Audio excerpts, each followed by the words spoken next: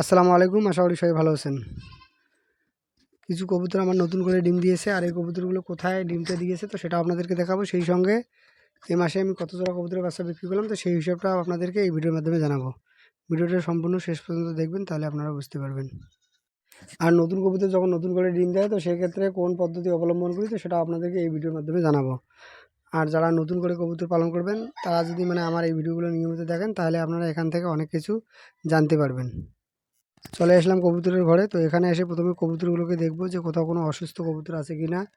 এরপর দেখব কবুতরগুলো কোথায় বাচ্চা দিয়েছে, কোথায় ডিম দিয়েছে। আলহামদুলিল্লাহ কবুতরগুলোকে দেখলাম, কবুতরগুলো সুস্থ আছে, ভালো আছে। তো এখন চলুন আপনাদেরকে দেখাই যে কোথায় কোথায় এই কবুতরগুলো ডিম দিয়েছে আর কোথায় বাচ্চা দিয়েছে। তো এখানে প্রথমে দেখতে পাচ্ছেন যে কবুতর এখানে একটা বাচ্চা দিয়েছে, আর এর পাশের ঝুড়িটাতে কবুতর নতুন করে একটা ডিম দিয়েছে। এখানে বাঁশের ঝুড়িটাতেও একটা কবুতর ডিম দিয়েছে, আর এই বাঁশের ঝুড়ির বাচ্চাগুলো আমি কয়েকদিন আগে বিক্রি করেছিলাম। আর উপরে দুইটা বাচ্চা বড় আছে, তো এগুলো আমার চোখে পড়েনি, যদিও বাচ্চাগুলো বিক্রির উপযোগী ছিল। চোখে না পড়ায় এগুলো আমার এড়িয়ে গেছে, তো এগুলোকে আমার পরবর্তীতে বিক্রি করতে হবে। এখানকার বাঁশের ঝুড়ির বাচ্চাগুলো আমি এই মাসে বিক্রি করেছিলাম। তো এখানে ওই কবুতরটা আবার নতুন করে ডিম দিয়েছে, হয়তো বাচ্চা এখান থেকে আর কয়েকদিনের মধ্যে ফুটবে।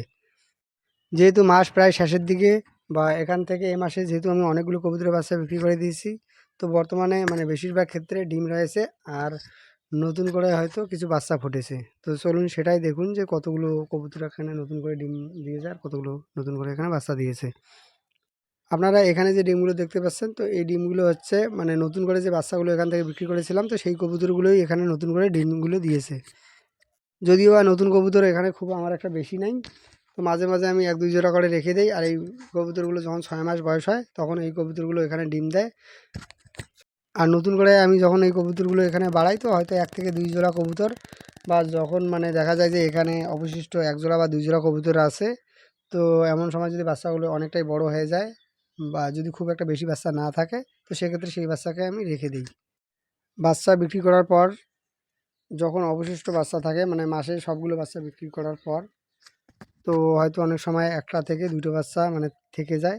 তো এই বাচ্চাটাকে যদি আমি বিক্রি করি, তো সেক্ষেত্রে দেখা যাবে এই বাচ্চাটাকে বিক্রি করার জন্য আমাকে সকালে উঠতে হবে, বাচ্চাটাকে ধরতে হবে। আর এই বাচ্চাটাকে এখান থেকে আমার যেহেতু হাট 15 কিলোমিটার দূরে, তো সেখানে আবার যেতে হবে, বাচ্চাটা বিক্রি করতে যেতে হবে।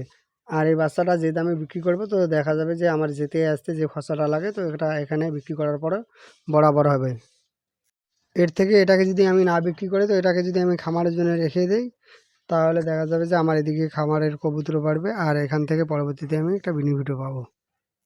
আর মূলত আমি এখানে যে কবুতর বাড়াই, তো এভাবেই বাড়াই, আর এতে আমার অনেক ধরনের সুবিধা হয়।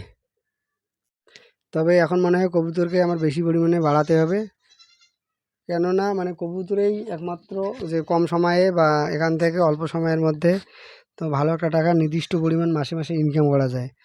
আর অন্য যেমন হাঁস বলেন, মুরগি বলেন, বা কোয়েল পাখি বলেন, তো এগুলোতে এটা সম্ভব নয়। আর এটা এই জন্যই সম্ভব নয়, তো কোয়েল পাখি আর হাঁস মুরগি, তো এগুলোতে অসুখ বিসুখের পরিমাণটা অনেকটাই বেশি।